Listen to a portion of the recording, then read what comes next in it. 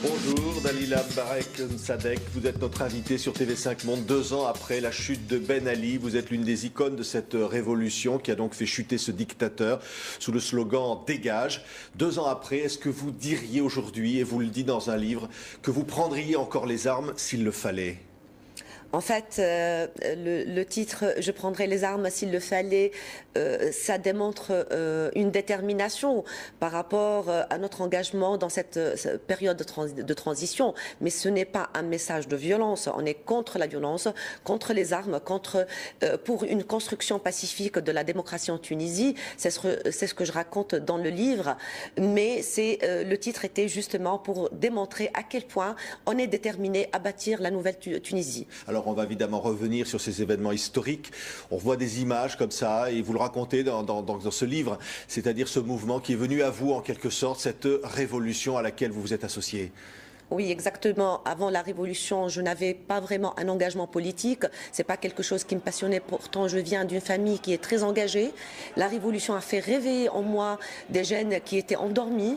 Elle a fait rêver en moi une fierté, une volonté, mais incontestable de m'engager et à vie maintenant. C'est un train qui a pris la route, qui ne peut plus s'arrêter. Oui, les images ici vous rappellent les souvenirs de Liesse, où finalement vous aviez l'impression que des lendemains de joie étaient possibles. Ça me rappelle le 14 janvier, la fameuse journée où on était tous dans l'avenue Habib Bourguiba.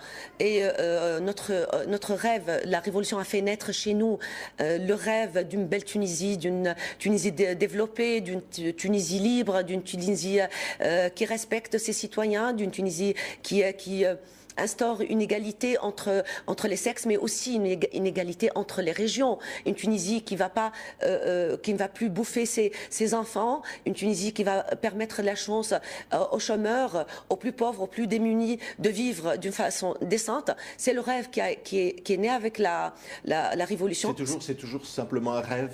C'est un rêve qu'on entretient toujours, c'est un rêve auquel on croit toujours et au niveau de la société civile, au niveau de la dynamique quotidienne en Tunisie, il y a beaucoup de travail qui se fait dans ce sens, on y croit encore et c'est ce qui nous maintient dans l'action, c'est ce qui nous donne de l'espoir. Oui, vous avez cofondé le mouvement Doustourna avec la société civile, c'est une espèce de mouvement qui vise à fédérer des mouvements laïques pour une Tunisie laïque et libre et vous racontez dans ce livre, donc qui est publié aux presses de la Renaissance, que vous avez écrit avec Valérie Urman, combien cette difficulté est grande. Oui. Oui, parce que d'abord, avant la chute de Ben Ali, c'était pas possible de travailler ni dans la société civile, ni dans des partis politiques. C'était carrément un crime qui est passible d'être mis en prison, d'être condamné. Donc après la chute de Ben Ali, il y a eu plusieurs mouvements qui ont vu le jour. On a tâtonné tous au début. On voulait trouver un chemin pour travailler, pour aider ce pays. Ce tâtonnement est en train maintenant de prendre un chemin d'alliance entre les différentes composantes de la société civile. C'est possible. Une alliance autour d'un projet sociétal. C'est possible de s'allier avec les partis démocratiques. Comment ? Vous pouvez vous l'allier, enfin faire une coalition avec les partis démocratiques. On ne fait pas de coalition avec les partis, on fait une coalition autour d'un projet sociétal qu'on porte tous et chacun le défend à sa manière. La société civile défendra ce projet dans le cadre civil, la société politique le défendra dans le cadre de la politique. Mais le plus important, c'est de faire naître ce projet qui portera nos espérances, qui portera les slogans de la révolution, qui portera les revendications de cette révolution. C'est la chose la plus importante. On est en train de travailler maintenant, main dans la main, toute la société civile, pour faire naître ce projet sociétal, cette alternative pour la Tunisie. Alors on voit des images qui nous rappellent évidemment combien ce combat est difficile. On rappelle évidemment cette femme violée sous le pseudonyme de Myriam, des manifestations de femmes. On les a vues dans les rues de Tunis et ces femmes-là sont mobilisées. Elles sont dans les mouvements démocratique, notamment en Doustourna, que vous avez donc cofondé. Est-ce qu'il y a une menace aujourd'hui pour les femmes en Tunisie ? Oui, il y a eu cette année beaucoup de procès de honte pour la Tunisie, des procès qu'on ne croyait pas qu'ils puissent arriver après la Révolution. Les menaces existent. le discours radical existe. Il y a une volonté de radicaliser un tout petit peu et de essayer de faire reculer les acquis des femmes. Cela dit, les femmes tunisiennes ne se laissent pas faire. C'est des femmes qui sont très actives, très militantes. Elles sont dans la rue, elles sont dans la pensée, dans l'action intellectuelle, dans l'action physique. Et on ne laissera pas faire parce que c'est devenu pour nous, nos acquis, c'est une manière de vivre, c'est notre quotidien, c'est notre intimité, c'est notre manière de vivre. On ne la laissera pas se faire violer par qui que ce soit. Alors il y a évidemment des mouvements, on parle beaucoup d'Ennahda, il y a des salafistes en Tunisie, il y a eu des manifestations, des attaques d'universités, vous en parlez dans ce livre. Votre mouvement lui-même a été parfois l'objet d'attaques, notamment en mars 2012. Vous êtes aujourd'hui dans un combat. Oui, exactement. On est dans un combat sur deux sphères.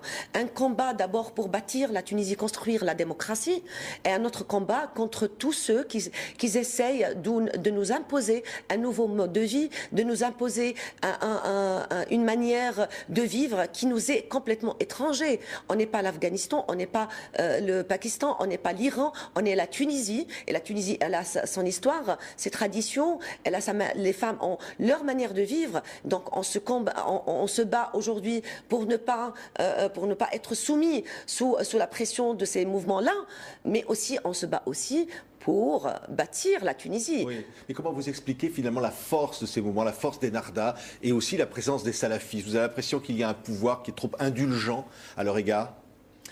Ça, c'est clair, dans le sens où la NADA s'est comportée avec ces mouvements-là, avec beaucoup de tolérance au début et avec beaucoup de laisser-faire.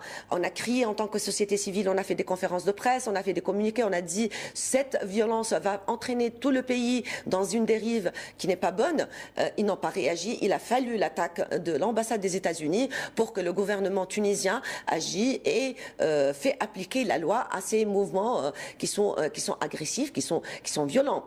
Autre chose, il n'y a pas que les salafistes qui forment des mouvements violents en Tunisie en ce moment. Il y a ce qu'on appelle les comités de protection de la révolution qui sont l'autre bras de la NAHDA et qui font la même chose que les salafistes en attaquant tout mouvement qui est contre NAHDA, toute pensée qui est contre NAHDA, attaque physique, attaque morale, harcèlement, tout. Ils se permettent tout. Est-ce que vous avez l'impression aujourd'hui de vous être fait voler la révolution? Ils essaient de la voler, mais ils ne réussiront pas tant qu'on est éveillé. Merci Dalila Mbarek Msadek d'avoir été notre invité avec Valérie Thurman. Vous avez donc écrit ce livre aux presses de la Renaissance. Je prendrai les armes s'il le faut. C'est votre combat pour la liberté 2 ans après la chute de Ben Ali. Merci d'avoir été avec nous.